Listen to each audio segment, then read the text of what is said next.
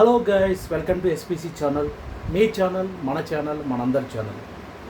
ఈ వీడియో ఒక movie review. అది అందరికీ తెలుసు, ఒక ఫుల్ క్రేజీతో వచ్చిన మూవీ.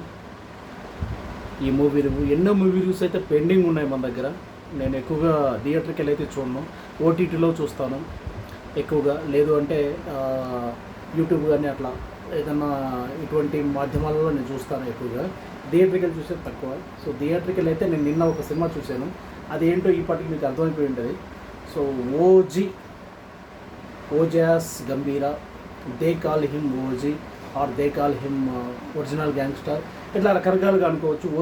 ఓజీ అనే దానికి భాష్యం చాలా విధాలుగా చెప్పారు సినిమాలో. ఒరిజినల్ గంభీరా, ఓజాస్ గంభీరా అని చెప్పేసి కొన్నిసార్లు ఒరిజినల్ గ్యాంగ్స్టర్ అని చెప్పేసి ఇట్లా రకరకాలుగా ఓజీ అని చెప్పేసి అయితే మనకి దాన్ని చేశారు. ఇక చెప్పడానికి అయితే ఏమీ లేదు ఇందులో. ఒకే ఒక power, that is power star Pawan Kalyan. ఎక్కువగా చెప్పడానికి అది ఇదంటే ఏమీ లేదు. ఇది ఆల్రెడీ బొమ్మ బ్లాక్ బస్టర్. ఎందుకంటే మ్యూజిక్ కానీ, లేదంటే వచ్చినటువంటి టీజర్ కానీ, ట్రైలర్ కానీ, అన్నీ కూడా ఎక్స్పెక్టేషన్స్ని ఒక రేంజ్కి పెంచేసాయి. గత 3 నెలలుగా 4 నెలలుగా వాళ్ళు రిలీజ్ చేసిన సాంగ్స్ కానివ్వండి, బ్యాక్గ్రౌండ్ మ్యూజిక్ కానివ్వండి, స్టిల్స్ కానివ్వండి, ఇవన్నీ కూడా ఒక రేంజ్కి పెంచేసాయి. సో సినిమా అయితే మొత్తం చెప్పుకోవాలంటే ఒక బ్లాక్ బస్టర్. అది పవన్ కళ్యాణ్ ఏ రేంజ్లో చూడాలనుకుంటున్నారో ప్రేక్షకుడు, ఏ రేంజ్లో తన ఫ్యాన్స్ చూడడానికి ఇష్టపడతారో అదంతా ఈ సినిమాలో ఉంది. సో ఓజీ ఎక్కడ చూసినా ఈ ఫీవరే కంటిన్యూ అవుతుంది. సో నిన్న మేము ఫ్యామిలీ మొత్తం కూడా సినిమాకి వెళ్ళి థియేటర్లో సినిమా చూసాము. సో అది ఎందుకు ఇంత హైప్ వచ్చింది అనే దానికి ఫుల్ జస్టిస్ సినిమాలో అయితే అది మాత్రం ట్రూ. సో పవన్ కళ్యాణ్ ఏ రేంజ్లో మనం చూడడానికి ఇష్టపడతామో అదంతా ఈ సినిమాలో ఉంది. సో ఇక మ్యాటర్కి వస్తే అసలు ఎందుకు ఈ సినిమా ఇంత హిట్ అవ్వడానికి కారణం ఏంటంటే, నేను చాలా ఫాస్ట్ చెప్తాను మీకు. ఎందుకంటే వీడియో అనేది లెంతీగా ఉండి తర్వాత దాన్ని మీరు చూసినప్పుడు ఇన్ఫర్మేషన్ తక్కువ ఉండటం నాకు ఇష్టం ఉండదు. సో అందుకే నేను ఫాస్ట్గా మాట్లాడుతూ ఉంటాను. మీరు స్పీడ్ అది ఇది పెట్టుకోవాల్సిన అవసరం మీకు ఉండదు. నేనే ఆల్రెడీ ఫాస్ట్గానే చెప్తాను కాబట్టి ఇబ్బంది ఏం లేదు. సో ఇది ఎందుకు ఇంత హిట్ అయిందంటే ఒకే ఒకటండి. First thing is original movie. అంటే ఇది రీమేక్ కాదు, తెలుగుకు ఒరిజినల్ మూవీ. ఒరిజినల్ అంటే ఏ రీమేక్ కానీ, కాపీ కానీ, ఇన్స్పిరేషన్ కానీ ఇట్లా లేకుండా సినిమా తీయటం అని అలా ఉండటాన్ని ఒరిజినల్ మూవీ అనుకుంటాం మనము. సో ఇది ఒక original thought, director by Sujeeth. అది ఫస్ట్ పాయింట్, ఇది ఒరిజినల్ మూవీ. రెండో పాయింట్ ఏంటంటే Sujeeth director is a fan by Pawan కళ్యాణ్కి ఒక ఫ్యాను కాబట్టి ఆ సినిమా అంత బాగా వచ్చింది. ఇంతకుముందు కూడా గబ్బర్ సింగ్ అనే ఒక సినిమా కూడా హరీష్ శంకర్, ఆయన కూడా పవన్ కళ్యాణ్కు దాదాపు వీరాభిమాని. అందరూ పవన్ కళ్యాణ్కి అభిమానులు తీసిన సినిమాలన్నీ కూడా హిట్ అయినాయి. బద్రీ కానీ, లేదు అంటే ఈ త్రివిక్రమ్ కూడా పవన్ కళ్యాణ్ బాగా అభిమానిస్తాడు, ఆయన తీసిన సినిమాలు కానీ ఇవన్నీ కూడా బీభత్సమైన హిట్లు.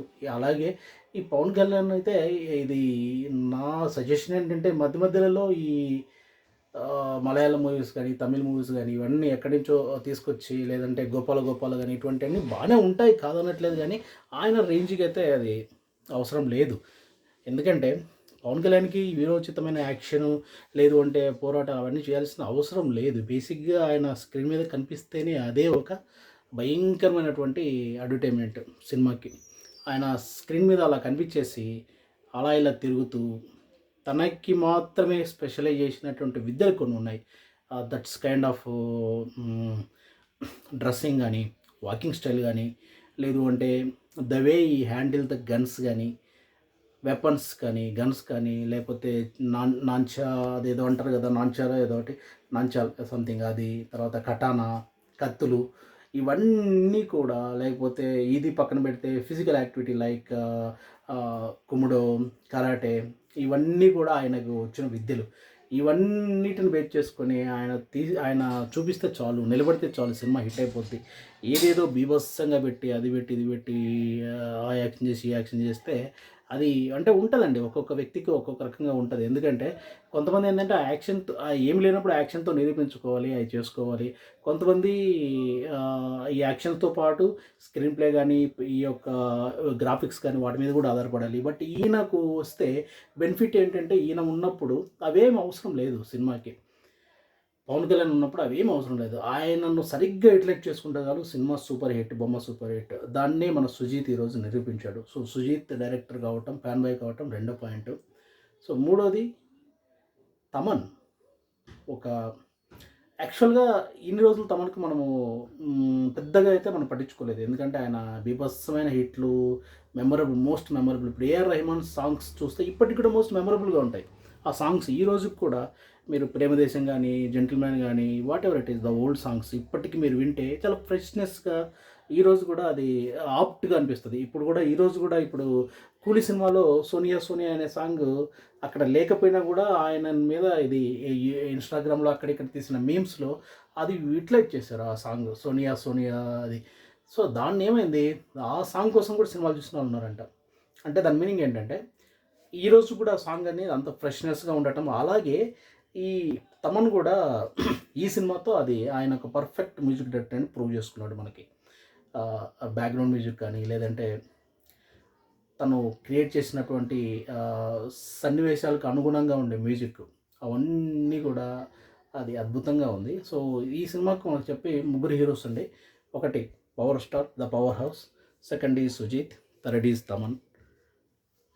మిగతా అన్ని డిపార్ట్మెంట్స్ బాగానే ఉన్నాయి. ఫోటోగ్రఫీ కానీ, తర్వాత ఆల్ అదర్ యాక్టర్స్ యాక్షన్ కానీ అంతా బాగానే ఉంది సినిమాలో.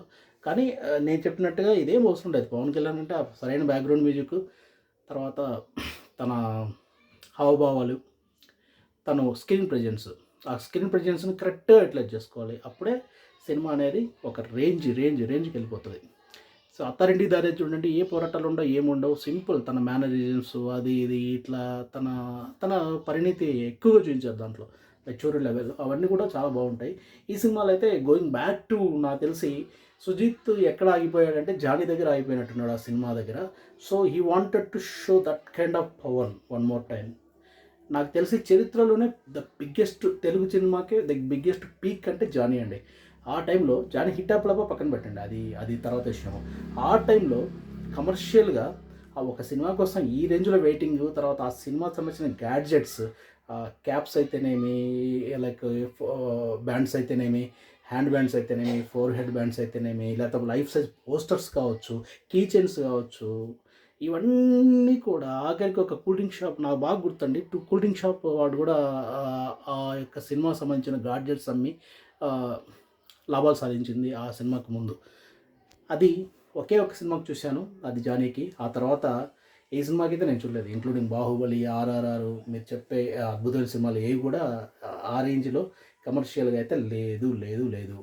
తర్వాత అందుకని సుజిత్ కూడా అక్కడే అయిపోయాడు. సో దాన్ని మళ్ళీ దీంట్లో తీసుకున్నాడు. 'జానీ' అని చెప్పేసి తమిళ్‌లో songs. So like it is kind of a fan boy movie. Pawan Kalyan ఫ్యాన్స్‌కైతే they are going back to the days of 'Johnny' as well as Thammudu. So ఆయనని ఎలా చూపించాలో అలా చూశారు. ఇంకా నాలుగో పాయింట్ ఏంటంటే ఈ 'కేజీఎఫ్'.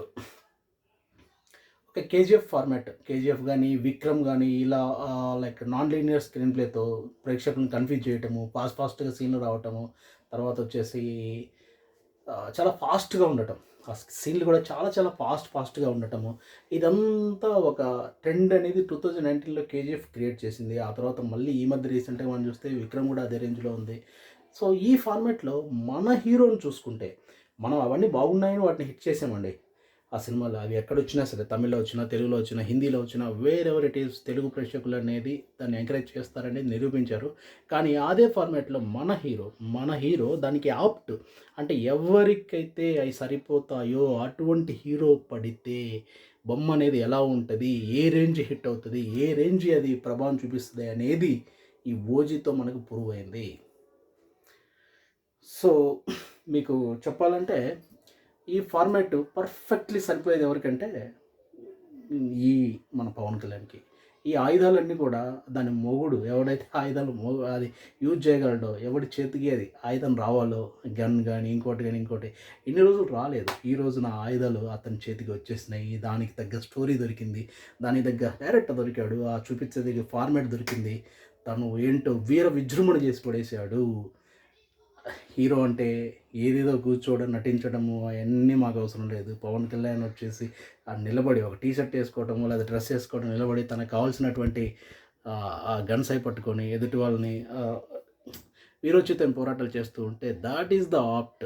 చిన్న హీరోలు వాళ్ళు వీళ్ళు చేయడం అసలైన హీరో ఏ వ్యక్తి దాన్ని దానికి ఓనరు ఆ యొక్క గన్స్కి, ఆ యొక్క వెపన్స్కి అదే వ్యక్తి సినిమా చూస్తే ఎలా ఉంటుందో ఈ రోజున ఆ పండగ అనేది, సెలబ్రేషన్ అనేది స్టార్ట్ అయిపోయింది.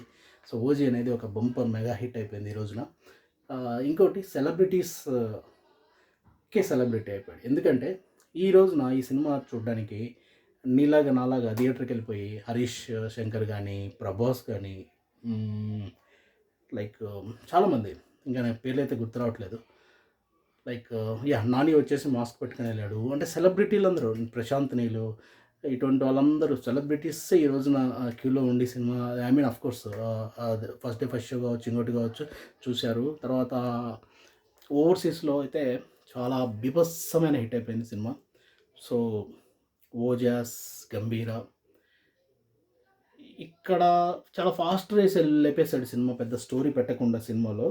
కానీ తర్వాత తను మిస్ అయినటువంటి 15 సంవత్సరాలలో 7 సంవత్సరాలు ఈ సినిమాలో మిస్ అయ్యాయి. నేను స్టోరీ ఏం చెప్పట్లేదు మీకు. సినిమా వచ్చేసి ఎంత పెద్ద హిట్, ఎందుకు హిట్ అని చెప్తున్నాను మీకు. ఇక స్టోరీ విషయానికి వస్తే, ఒక జపాన్లో పుట్టి పెరిగిన ఒక వ్యక్తి, పుట్టి పెరిగిన కాదు, జపాన్లో రెండో ప్రపంచ యుద్ధంలో వెళ్ళినటువంటి ఒక వ్యక్తి కొడుకు అక్కడ రకరకాల మార్షల్ ఆర్ట్స్ నేర్చుకొని వాళ్ళ సీక్రెట్ సొసైటీలో ఒక వ్యక్తిగా ఉండి, అక్కడ వాళ్ళ జరిగే మాఫియా డాన్స్ జరిగే పోరాటాలలో తను అక్కడి నుంచి తప్పించుకొని ఇండియాకి రావటము, ఆ తర్వాత ఇండియాలో కొన్ని రకాల హెల్ప్లు అందరికి చేయటము, ఆ తర్వాత మిడిల్లో మళ్ళీ తన ప్రాబ్లం వచ్చేసి తను డిజపీర్ అయిపోతాడు.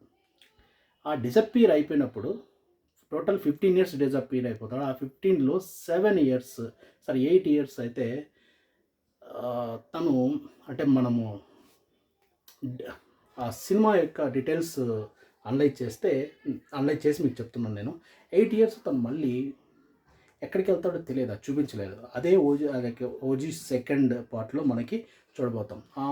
నా అనాలిసిస్ ప్రకారం ఏంటంటే, తను బ్యాక్ టు జపాన్లో మళ్ళీ 2 గ్రూపులు 3 గ్రూపులు అక్కడ తన్నుకునే ఉన్నాయి కదా, వాళ్ళను వీళ్ళని రక్షించేసి అవతలను సంబంధించేసి వీళ్ళ గ్రూప్ అనేది తిరిగి మళ్ళీ ఫామ్ అయిపోతుంది అని నా ఉద్దేశము. సో ఆ యొక్క 8 ఇయర్స్ అక్కడ, తర్వాత మళ్ళీ 7 ఇయర్స్ మళ్ళీ ఇండియాకి వచ్చేస్తాడు. అక్కడ నుంచి అక్కడ మళ్ళీ హీరోయిన్ స్టార్ట్ అవ్వటము, తన పెళ్ళి, అది ఇది, మళ్ళీ లాస్ట్లో అన్నీ సాల్వ్ చేయటము, తర్వాత మళ్ళీ తను వెళ్ళిపోవటము, మళ్ళీ ఎక్కడికి వెళ్తాడు, సేమ్ జపానే. సో ఈ విధంగా సినిమా అయితే మంచిగా రాసుకున్నాడు, ఇబ్బంది లేదు, చాలా బాగుంది. బట్ సెకండ్ పార్ట్ అయితే ఎక్కువ స్టోరీ, తర్వాత ఎక్కువగా మనం చెప్పుకున్నటువంటి ఈ జపాన్ సంబంధించిన ఎపిసోడ్స్ అన్నీ రాబోతున్నాయి. So eagerly waiting for OG 2 everybody. సరైన హిట్ పడితే పవన్ కళ్యాణ్ ఏ రేంజ్ ఉంటుంది అనేది ఇది నిరూపించింది ఈ cinema. So guys, go and watch the movie. ఆ బ్యాక్గ్రౌండ్ మ్యూజిక్ కానీ, ఆ యొక్క డీటెయిల్స్ కానీ మీకు కావాలంటే థియేటర్లోనే దొరుకుతాయి. So better go and watch this in theatres. Thank you guys. More reviews will do. Thank you.